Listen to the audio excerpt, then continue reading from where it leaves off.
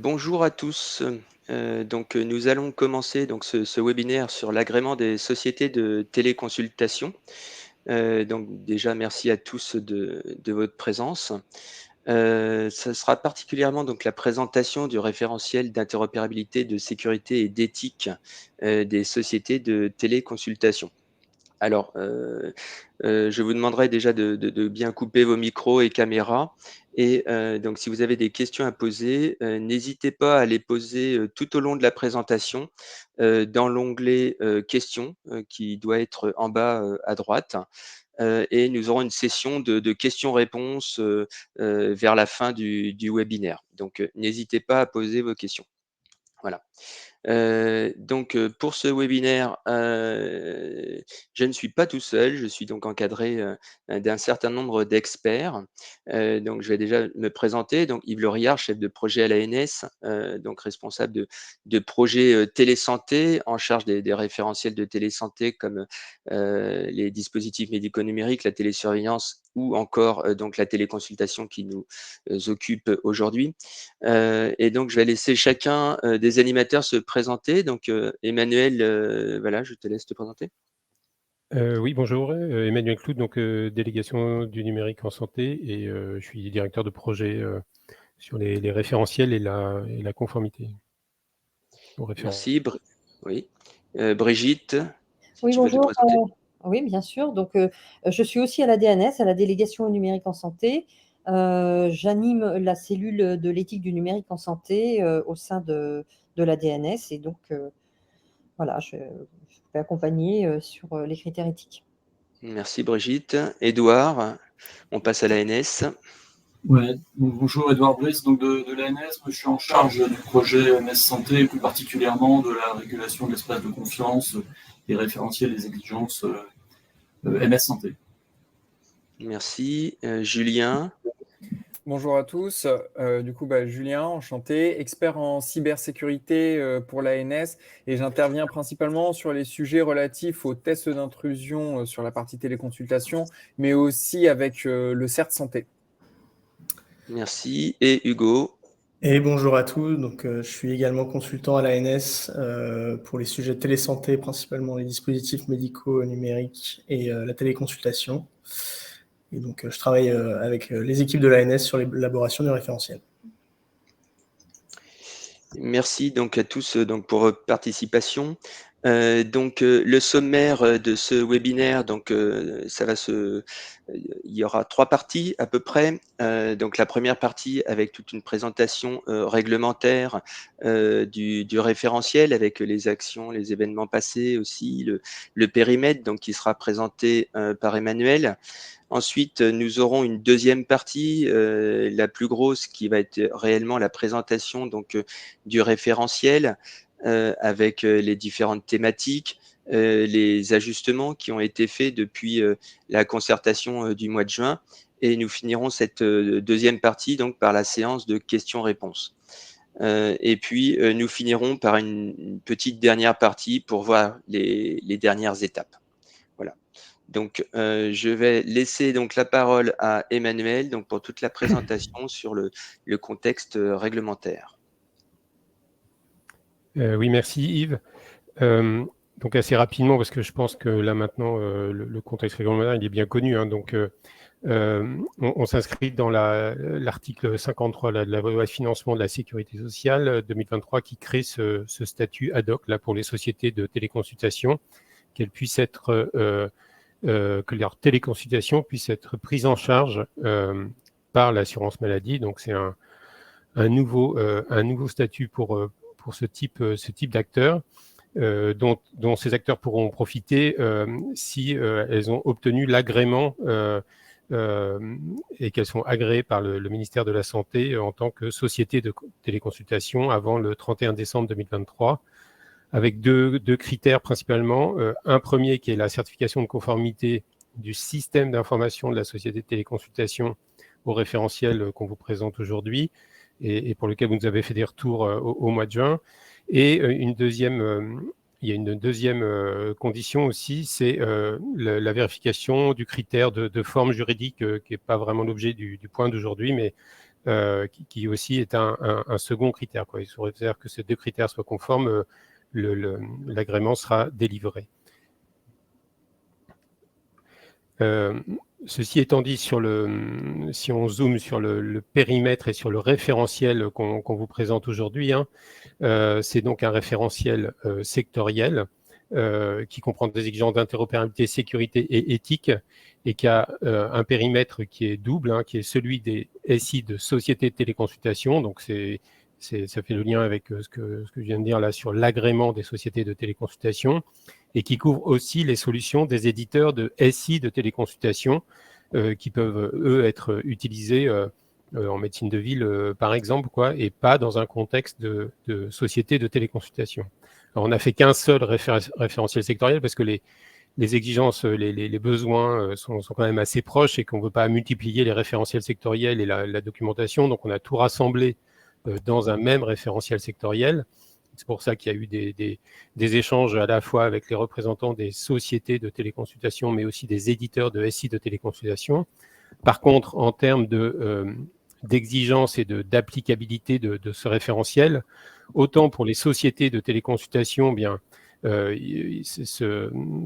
conformité va démarrer sera vérifiée dès début novembre, on va le voir après, pour que vous puissiez obtenir l'agrément avant le 31 décembre 2023, alors que côté éditeur de SI de téléconsultation, tous les logiciels de téléconsultation qui ne sont pas utilisés dans des sociétés de téléconsultation, là, aujourd'hui, on a publié le référentiel et tout ce qui est obligation de conformité, ce sera dans un calendrier à définir courant 2024. Voilà, donc c'est pour bien rappeler ça, hein, c'est-à-dire que là, on a un corpus d'exigences qui s'applique à peu près au même, qui s'applique aux deux secteurs, SI des sociétés de téléconsultation et éditeurs de SI de téléconsultation. Par contre, elles vont être exigées de manière ferme pour l'agrément d'ici le 31 décembre 2023 et pour les SI de téléconsultation hors société de téléconsultation, le calendrier d'obligation de conformité, lui, est à définir.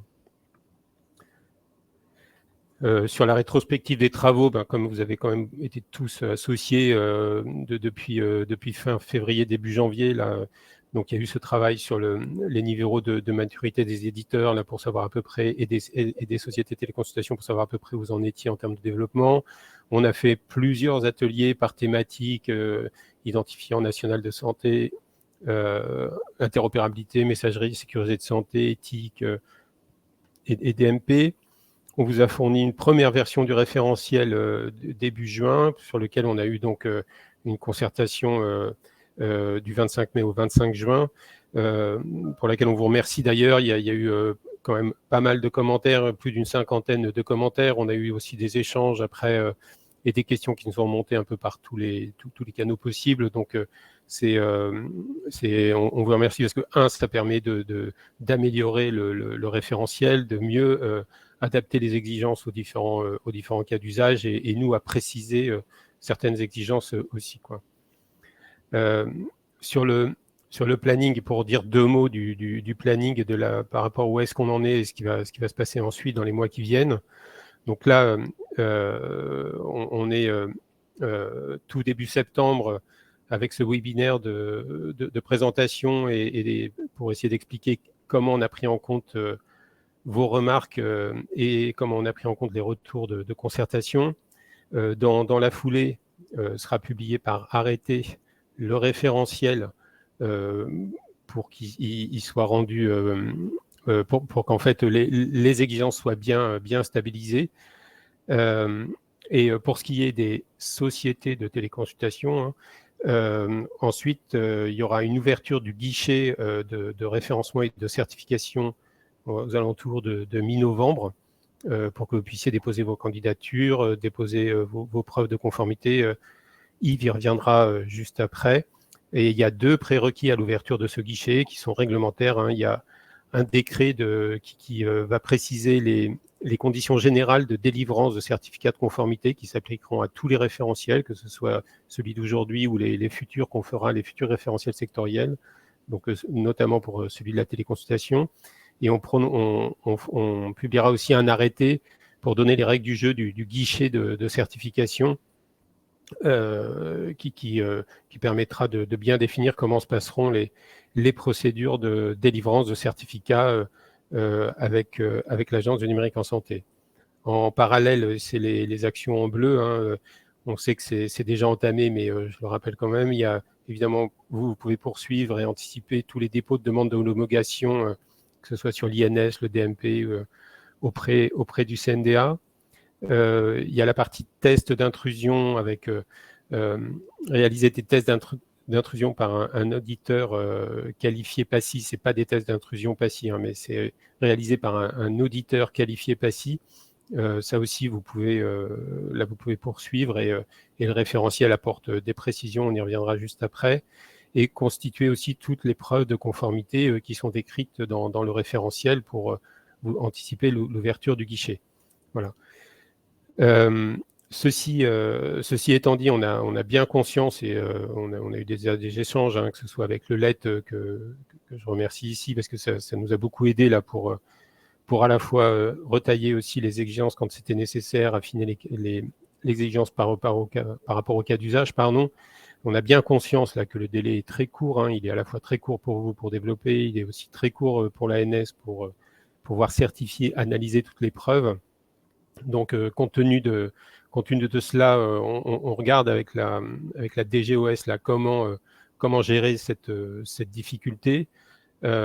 Pour autant, la dynamique qui est enclenchée, et quelles que soient les décisions qui seront prises pour arriver à passer ce cap-là sans que ça pose trop de difficultés aux sociétés de téléconsultation, il faut que la dynamique là, qui est enclenchée, et on l'a vu là, à travers toutes les questions que vous nous avez posées, on voit bien que vous êtes en train d'analyser et d'avancer pour vous mettre en conformité. Il faut poursuivre cette dynamique-là, c'est vraiment important.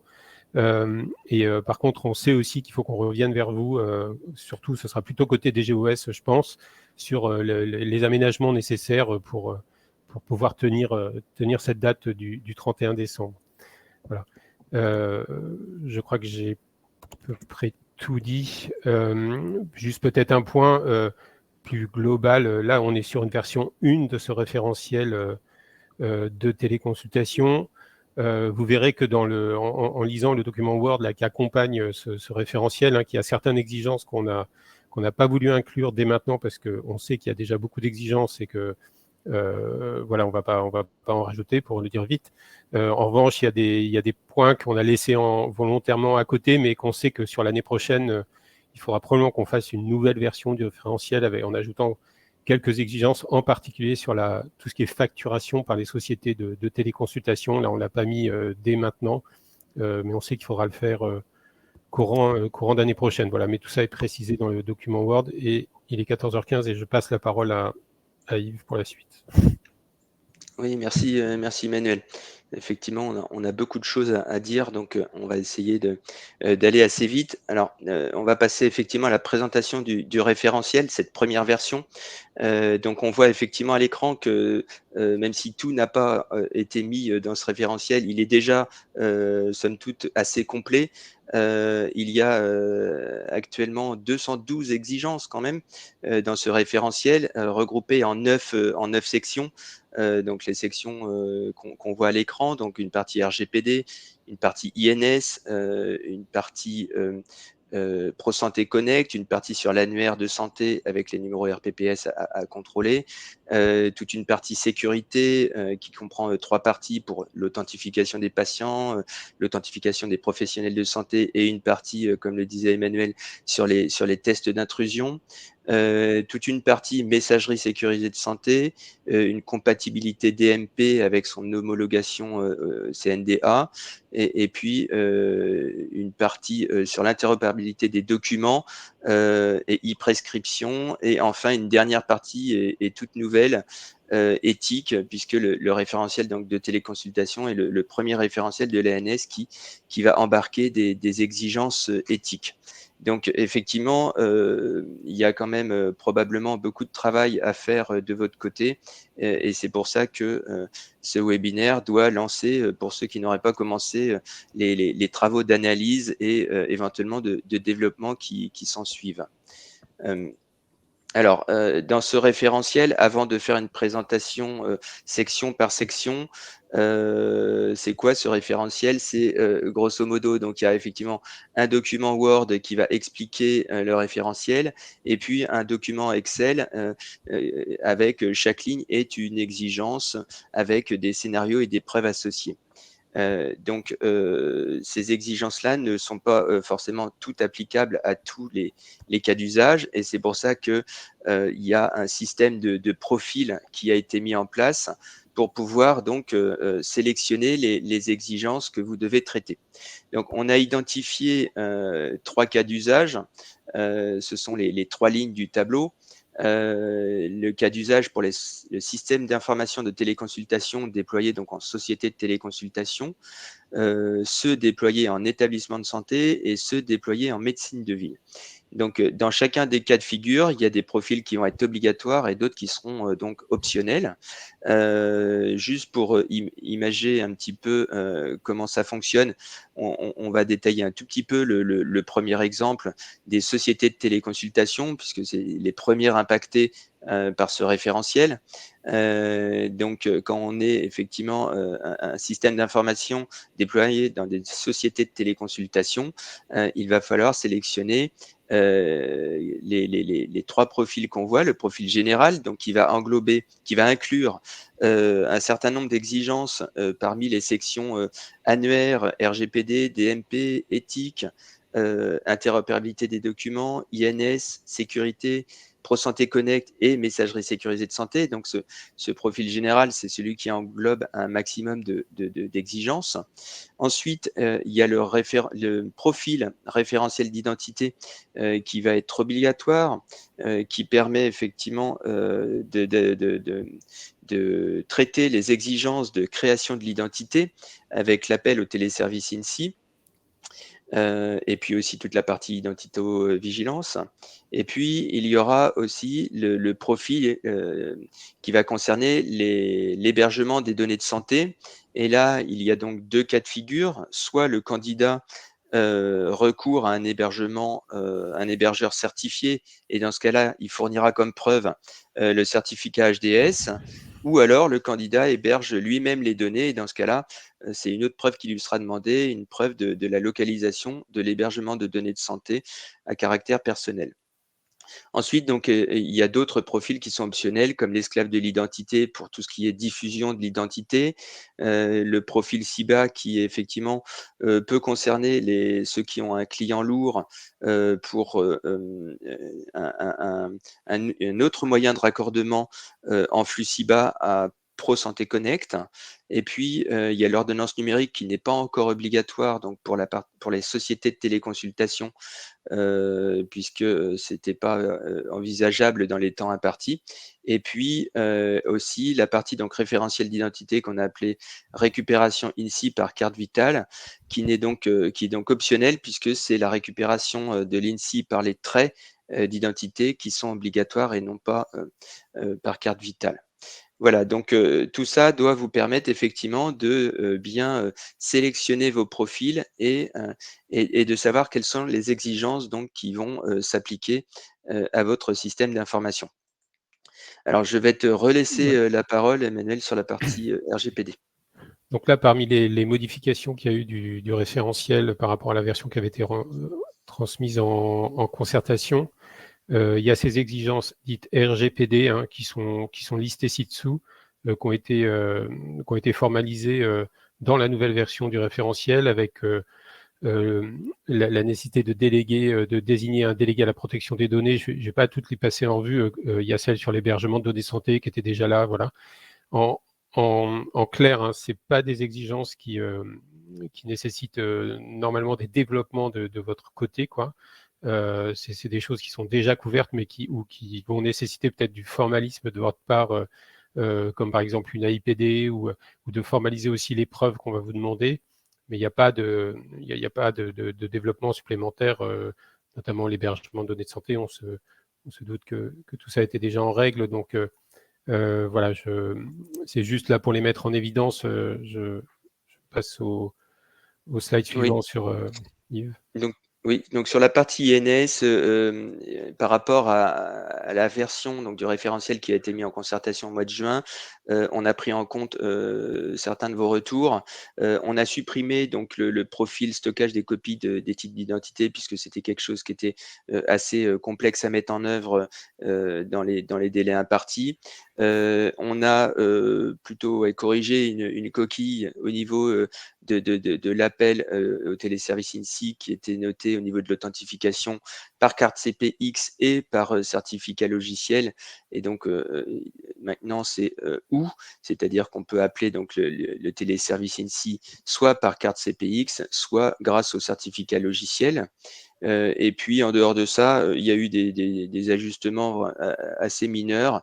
Je rappelle que vous pourrez retrouver toutes les modifications, de cette version du référentiel dans le premier onglet où on a tracé toutes les modifications. Voilà. Mais au niveau INS, c'est vrai que c'est assez rodé avec, la partie, avec le Ségur et cetera. C'est déjà des exigences qui sont, pas mal rodées. Je vais te relaisser la parole, Emmanuel, sur la partie PSC. Sur la partie Pro Santé Connect, les exigences c'était assez stable. Il y a juste une exigence qui a été émise dans un profil qui est dans le cas où Pro Santé Connect est appelé depuis une application en client lourd, le mode d'authentification est particulier. Et voilà, on en a fait un profil distinct qui est optionnel et que donc vous n'êtes pas obligé d'appliquer. Voilà, donc ça c'était une modification, un peu de simplification aussi. Sur les exigences de la PGSSIS, on a supprimé les exigences d'identification et d'authentification pour les personnes morales parce qu'on ne voyait pas de cas d'usage en fait dans la pratique. Et vous avez l'exigence ci-dessous là qui est devenue une préconisation. Donc ça aussi c'est on va dire une simplification. Hein. On s'est rendu compte que c'était pas forcément nécessaire d'avoir cette exigence, donc on l'a mis en préconisation. Vas-y, Julien. Parfait, merci beaucoup. Du coup, juste un petit mot autour du formulaire du test d'intrusion.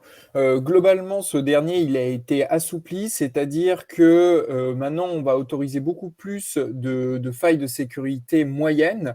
Avant, le nombre était un peu plus limité. Maintenant, c'est-à-dire que pour le valider de manière globale, il va falloir il faut aucune vulnérabilité de gravité haute et jusqu'à 10 non-conformités maximum de gravité moyenne.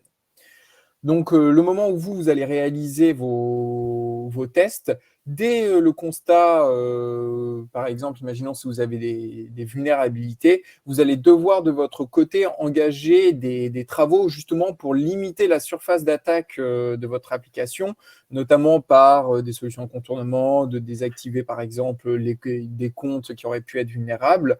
Et en parallèle, remettre à l'ANS une lettre d'engagement de votre direction disant que cette dernière a bien conscience des vulnérabilités et que l'ensemble des vulnérabilités devront être corrigées avant le 30 juin 2024.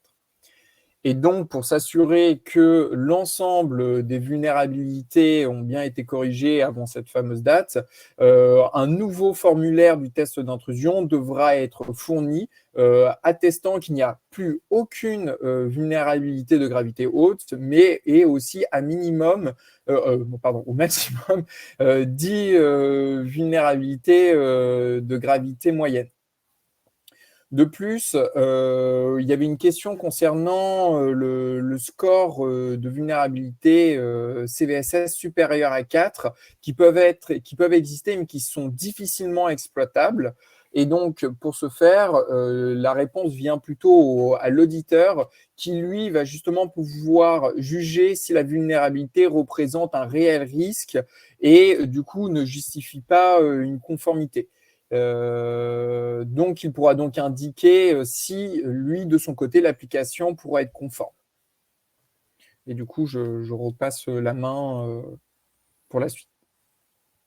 Ouais, merci, merci Julien. Donc, on enchaîne donc sur la partie, AppCV.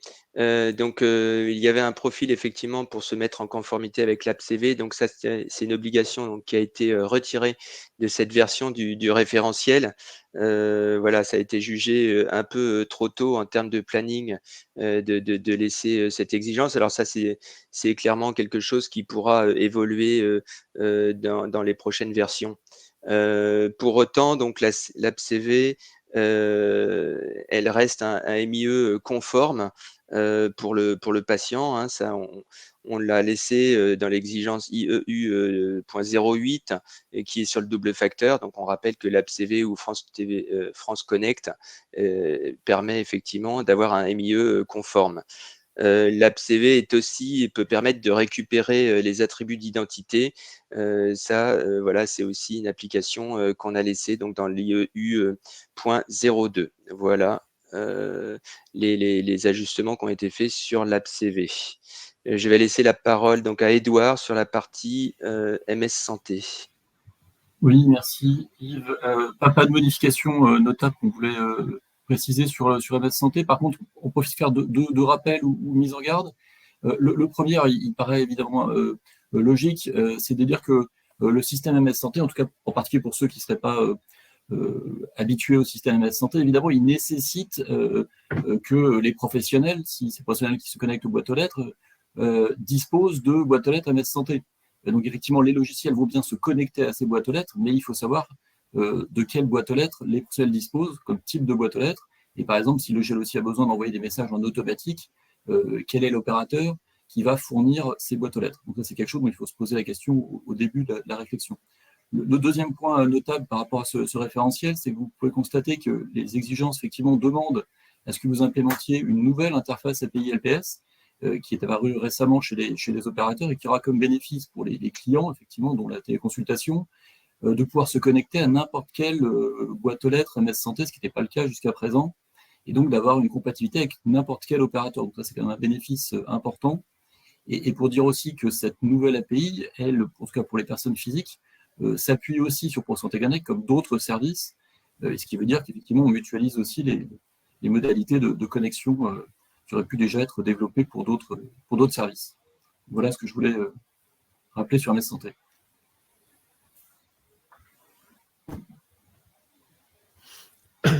Sur la partie dossier médical partagé, donc vous savez que cette exigence, elle consiste à obtenir l'homologation au CNDA de conformité au guide d'intégration DMP. Dans la précédente version, on avait demandé d'être conforme à la dernière version du guide d'implémentation DMP, ce qui fait que s'il y avait des éditeurs qui étaient ou des sociétés de téléconsultation qui étaient déjà conformes à des versions antérieures au guide d'implémentation DMP, ben, ils étaient obligés de repasser la conformité au CNDA. Donc ça, c'est quand même extrêmement... plus les développements, ça fait effectivement là aussi du délai.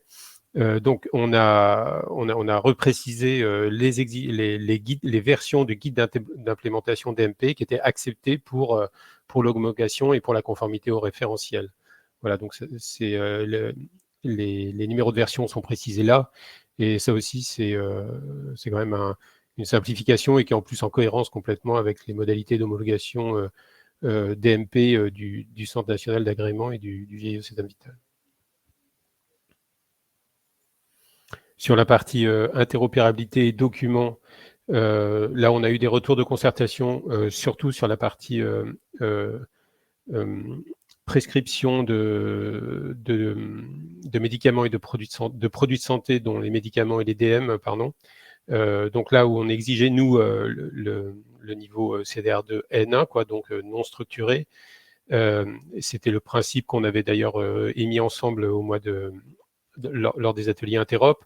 C'est vrai que ce volet, il existe en format CDR2N3 structuré. Donc, effectivement, si un éditeur est conforme déjà au volet structuré, évidemment que sa solution sera aussi conforme à cette exigence, puisque c'est d'un niveau de qualité supérieur. Il y avait des exigences qui étaient redondantes là, avec la partie messagerie sécurisée de santé, donc on les a supprimés. Et dans les retours de concertation, la concertation elle a été large, elle a été auprès des industriels, des sociétés de téléconsultation, mais pas que. Elle a été aussi auprès des professionnels de santé, des représentants des professionnels de santé, qui ne sont pas que de la téléconsultation. Et là, en particulier, côté pharmacien, ils ont beaucoup insisté pour qu'on ajoute l'ordonnance numérique donc dans le référentiel, qui est une façon de sécuriser en fait les ordonnances qui sont transmises aux pharmaciens. Et là, on a expliqué que ça aussi, rajouter l'ordonnance numérique dans le référentiel dès cette version-là pour les sociétés de téléconsultation, c'était une marge trop importante. Donc là, il y a une exigence en revanche qu'on a ajoutée, qui consiste dans l'ordonnance qui est transmise au format numérique CDR2 N1, de rajouter dans ce document-là, que vous aviez déjà prévu de produire, qui était déjà défini dans les exigences, de rajouter l'adresse MSS du professionnel de santé de la société de téléconsultation pour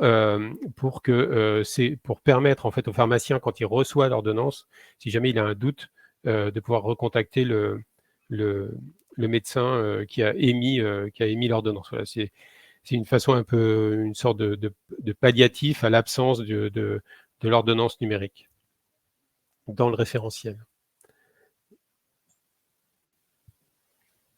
Et il reste la partie éthique. Oui. Alors, donc en fait, il y a eu pas mal de retours et suite à la concertation également. Et on a globalement pris en compte tous les retours, sachant que en fait, ça correspondait pas à des changements sur le fond, et c'est plutôt des problèmes de forme. Donc, il y a eu des questions sur l'adresse de l'accompagnant et qui étaient trouvées comme contraignantes.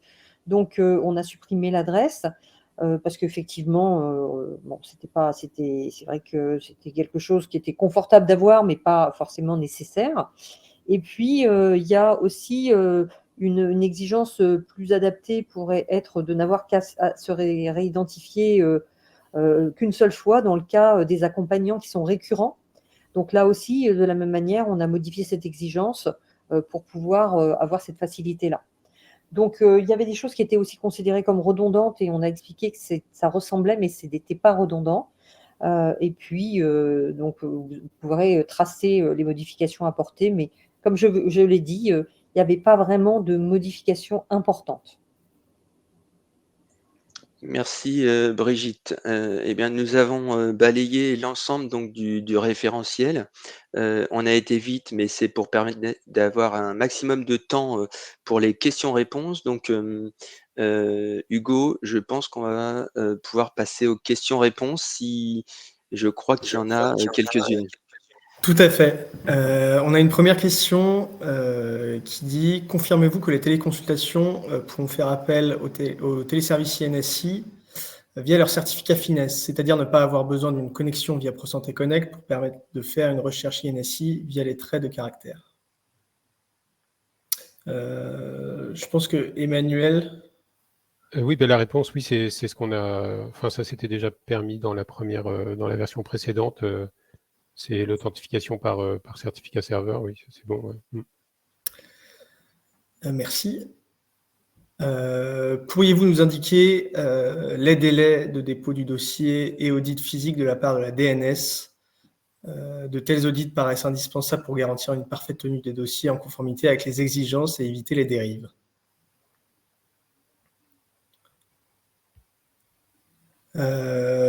Peut-être... C'est pas vraiment une question DNS, c'est plus une question NS. Tu peux répéter, Hugo? On parle des dossiers, de la dépose des dossiers sur Convergence ou... Oui, des dépôts de dossiers et audits aussi. Ah, et d'audit de pentest, alors, c'est ça? Non, des audits de la part de l'ANS, je pense que la personne voulait dire. Des audits de conformité. D'accord. Et donc, j'ai perdu le fil de la question, je suis désolé. Pourriez-vous nous indiquer les délais entre le dépôt et les audits? Ah, d'accord. Et l'étude des preuves, Ouais. ça fera l'objet du décret qui passera fin octobre. Je pense que probablement ce sera sur le même schéma que la partie des DMN, c'est-à-dire que l'ANS aura 60 jours ouvrés pour répondre aux questions. voilà, ça, c'est pas officiel, c'est pas encore débattu. Et ce que je rappelle, c'est que plus la qualité des preuves qui seront déposées sera bonne et meilleur sera cet audit, cette analyse des preuves. Voilà, donc pour l'instant, c'est pas encore statué, tout ça, ce le sera juste avant l'ouverture du guichet. Voilà. On a une autre question qui dit: si nous sommes concernés par plusieurs cas d'usage, comme on l'a montré dans les profils, est-il possible de passer la certification dans un premier temps uniquement pour la partie société de téléconsultation afin d'avoir l'agrément, puis de compléter avec les exigences pour les autres cas d'usage courant 2024? Alors sur ce point, je vais peut-être prendre la parole, oui. Dans un premier temps, le guichet donc sera ouvert pour les sociétés de téléconsultation et effectivement, ça permettra d'obtenir le premier certificat. Quand on ouvrira le guichet, avec, pour les autres cas d'usage, il y aura donc, une autre candidature à effectuer avec des profils sélectionnés qui seront différents. Si effectivement pour toutes les preuves qui seront identiques, il faudra probablement les redéposer, hein, mais ce sera vraiment c'est très rapide sur Convergence puisque vous aurez déjà les fichiers et cetera et nous, on fera une étude accélérée, je dirais. On va juste vérifier qu'effectivement les fichiers déposés sont les mêmes, mais tout le travail d'analyse sera déjà fait et normalement, on met les mêmes personnes qui connaissent déjà la solution pour accélérer le process. Voilà. Pour les exigences liées à l'identité nationale de santé, est-ce qu'il faut d'abord attendre d'obtenir une homologation INSI de la part du CNDA, j'imagine, ou est-ce que c'est possible de déposer les preuves de conformité avant d'avoir l'homologation? Alors sur cette partie, il faut savoir que nous allons certainement analyser les exigences section par section. Par contre, effectivement, on va analyser l'INS que quand toute la section INS va être complète. Donc dedans, ça inclut effectivement l'homologation CNDA. Donc vous pouvez déposer les preuves au fur et à mesure. Par contre, nous, on ne vérifiera les exigences et les preuves que quand tout sera déposé. Voilà. Oui, ce qui veut dire que, par exemple, si vous n'avez pas l'homologation CNDA, pour l'INS, vous ne pouvez pas déposer toute la section INS. Par contre, si vous avez la partie je sais pas, exigence de la section SSI, celle-ci, vous pouvez les déposer sans avoir résolu toutes les questions INS, quoi, par exemple. Quoi. Une autre question pour Emmanuel qui demande si l'homologation DMP via un partenaire que nous utilisons comme DPI est-elle suffisante? Alors là, il faut avoir au préalable dans votre dépôt de candidature, avoir bien listé en fait tous les composants, tous les logiciels en fait qui permettent de couvrir les exigences du référentiel. Donc là, en l'occurrence, s'il y a une partie qui est couverte par tel logiciel et puis une autre partie par un autre logiciel, il faut l'avoir précisé au départ. Donc la réponse est oui. En revanche, il faut bien regarder, alors par contre, je n'ai plus le numéro en tête là, à partir du moment où votre solution, votre candidature, elle est composée de plusieurs solutions, ce qu'on veut absolument, c'est que d'un point de vue utilisateur, si par exemple il utilise un module de téléconsultation et puis qu'après il va prendre un rendez-vous patient, il ne faut pas qu'il ait besoin de se réauthentifier pour aller prendre le rendez-vous patient. Donc il faut qu'il y ait une sorte d'intégration, il y a une exigence dans la partie éthique de mémoire. Et si vous avez une solution qui est composée de plusieurs logiciels, il faut qu'il y ait une sorte de fluidité dans la partie ident et authentification. Il y avait même eu une remarque sur cette exigence qu'on a adaptée. Je ne vais pas développer maintenant, mais vous pourrez regarder dans le référentiel, c'est la modification est tracée, quoi. Une autre question pour Yves. L'obtention d'un INS qualifié, donc une vérification de l'identité, est-elle obligatoire pour chaque patient ou est-il possible de laisser une voie de sortie pour ceux qui ne souhaitent pas voir leurs données échangées, ne pas certifier leur identité? Attends, j'ai eu un problème. Tu peux me répéter, s'il te plaît? L'obtention d'un INS qualifié, donc une vérification de l'identité, est-elle obligatoire pour chaque patient? Ou est-il possible de laisser une porte de sortie pour ceux qui ne souhaitent pas voir leurs données échangées? Oui, donc on sait très bien que chaque patient ne pourra pas avoir un INS qualifié, hein. L'obtention de 100 d'INS qualifié n'est pas possible.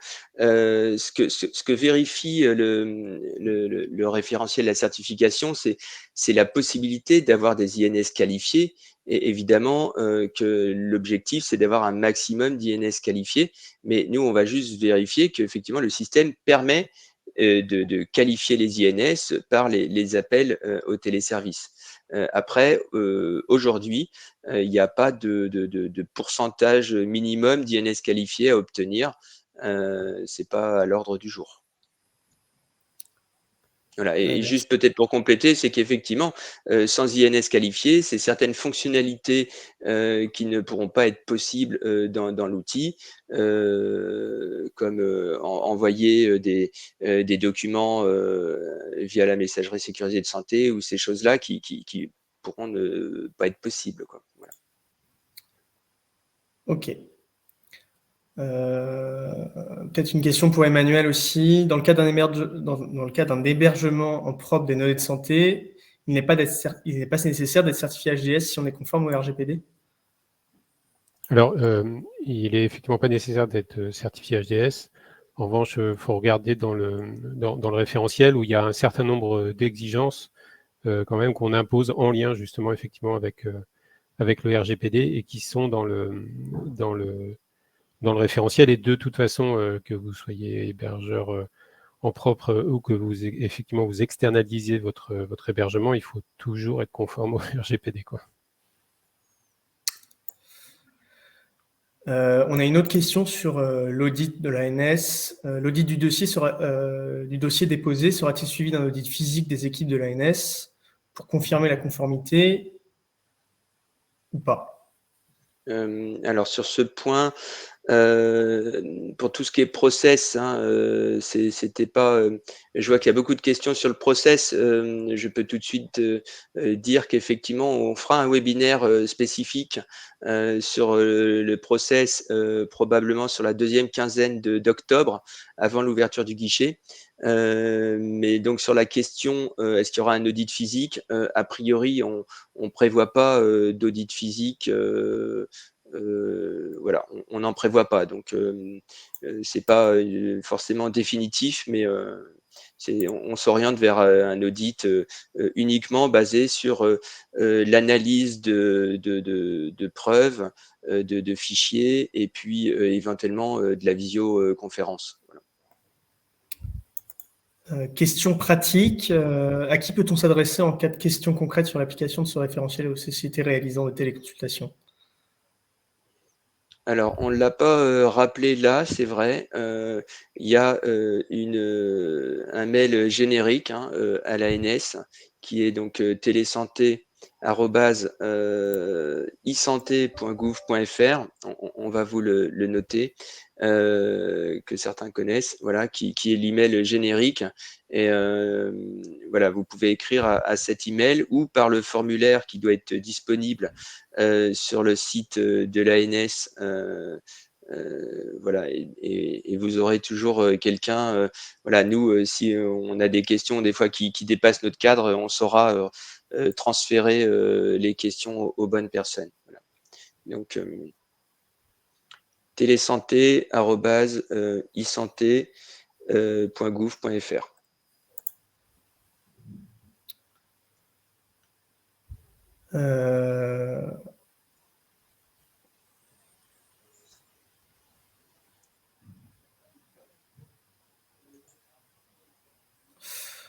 Un récit de téléconsultation peut-il être constitué de plusieurs briques ayant respectivement certaines homologations / agréments?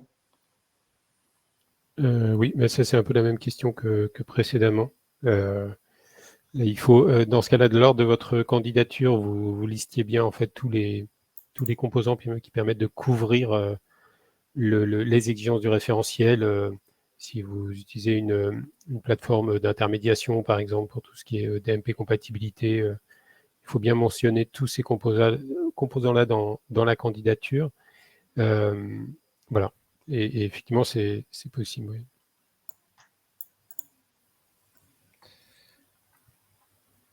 Écoutez, je pense qu'on a fait un bon tour des questions qui suscitaient beaucoup d'intérêt. Il y en a une qu'on n'a pas Ben, traitée, je pense, c'est celle sur les adresses SMS santé, là. Je vois Julie Salomon. Je ne sais pas pourquoi on l'a pas prise, mais par expérience, les adresses MS Santé sur ordonnance ne sont pas comprises par les patients qui envoient des mails à ces adresses et ne sont prévenus qu'après 48 à 72 heures que leur mail n'a pas abouti, ce qui pourrait conduire à des incompréhensions, voire des retards de prise en charge. Qu'avez-vous prévu comme palliatif à cela? Alors là, dans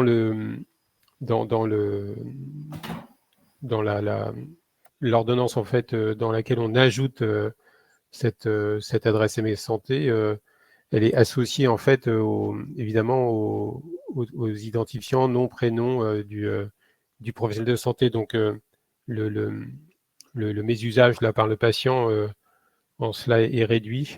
Après, peut-être, je ne sais pas si Edouard est là sur effectivement les faits d'avoir des messages disant que un patient ne peut pas envoyer des messages d'erreur en fait d'envoi qui n'arrivent qu'après 48 à 72 heures. Je ne sais pas si c'est quelque chose ça dont tu as déjà eu écho. Oui, enfin, c'est effectivement un comportement normal, standard, on va dire, des messageries, qui fait que la réponse n'est pas immédiate. Donc effectivement, à chaque fois qu'on affiche une adresse MS Santé dans un contexte où quelqu'un ne peut pas l'utiliser pour écrire, donc typiquement un patient, ça peut être problématique et je ne pense pas qu'on ait nécessairement de solution dans ce cas-là. Bon, après, à terme, il y a quand même aussi, via mon espace santé et la messagerie citoyenne, ils vont plutôt utiliser le canal mon espace santé pour... oui, mais encore faut-il être habilité par le professionnel à lui faire. Oui, c'est vrai, c'est vrai.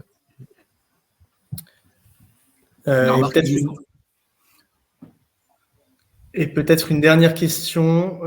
Pour limiter les appels à l'INSI, nous préférons que le médecin valide l'identité d'abord, puis fasse un call INSI. Et donc, une identité provisoire devient validée, puis qualifiée. Le statut récupéré ne va pas être géré. Est-ce que cela pose un problème? Celle-là, ouais, je pense qu'on la prenne à part. on va la prendre, mais en tout juste peut-être ce qu'on peut dire en 2 mots, c'est que oui, le statut peut être, enfin l'INS peut être qualifié en amont de la téléconsultation. C'est pas forcément un problème. Après, le statut, il doit être géré de toute façon dans tous les cas. Voilà, mais voilà, peut-être que j'ai pas bien compris la question. Je vois que Julie est en train de. Voilà, on peut attendre 1 ou 2 minutes. S'il y a d'autres questions en attendant, avant qu'on arrête cette session de questions-réponses.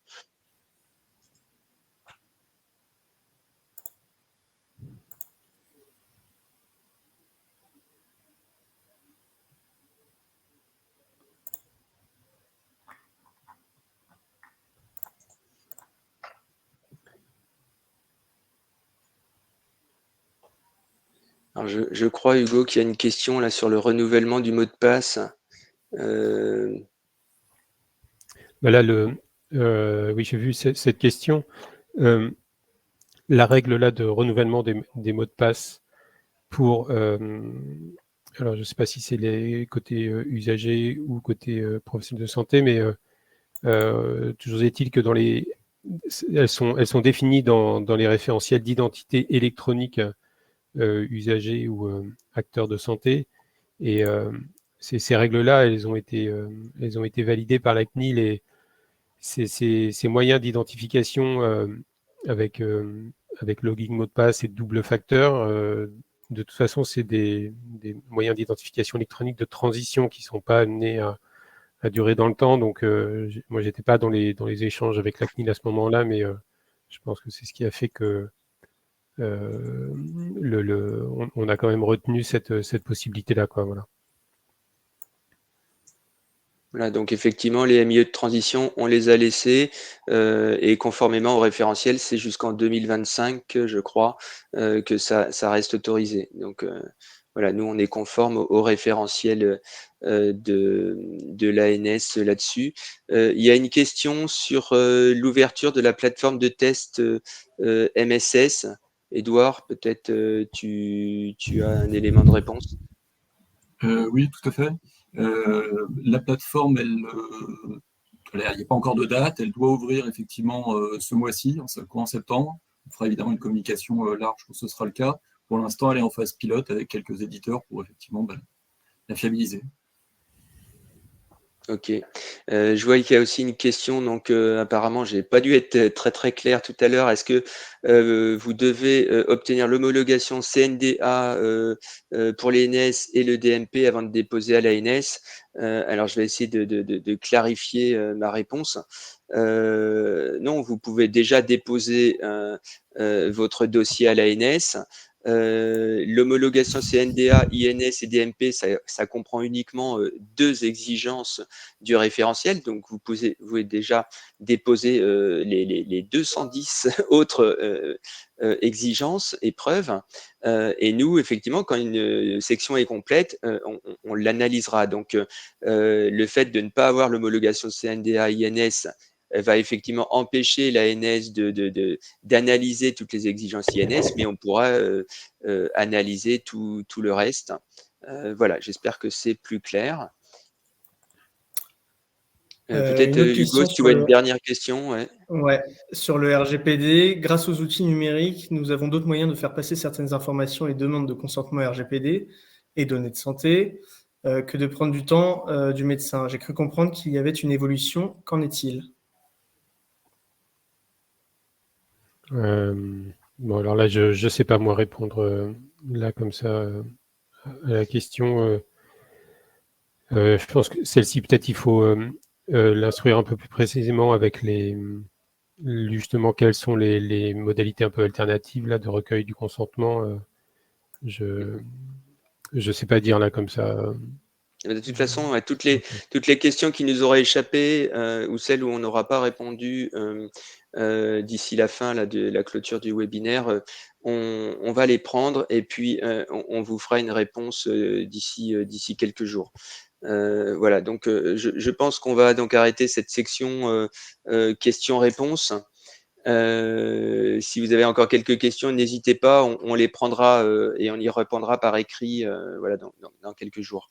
Donc, on voulait juste terminer donc ce webinaire pour rappeler ou redire les prochaines étapes. Donc, je pense que Emmanuel en a déjà parlé au début. Donc, le référentiel, il va y avoir donc un arrêté qui va être signé vers mi-septembre.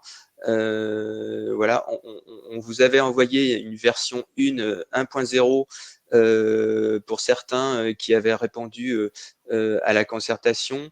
Voilà, il va y avoir quelques mini-ajustements, mais qui vous empêchent absolument pas de commencer les analyses et les développements. Donc, dès que le référentiel va être finalisé, l'arrêté sera signé. Et enfin, la dernière étape, on va dire réglementaire, ce sera fin octobre, avec la signature des décrets qui permettra l'ouverture du guichet ANS Convergence d'ouvrir mi-novembre environ, donc pour les sociétés de téléconsultation dans un premier temps. Comme dit tout à l'heure, évidemment, pour l'ouverture de ce guichet, on fera un webinaire spécifique sur toutes les conditions pour déposer un dossier. Voilà, il y a eu pas mal de questions et qu'on comprend sur cette partie-là.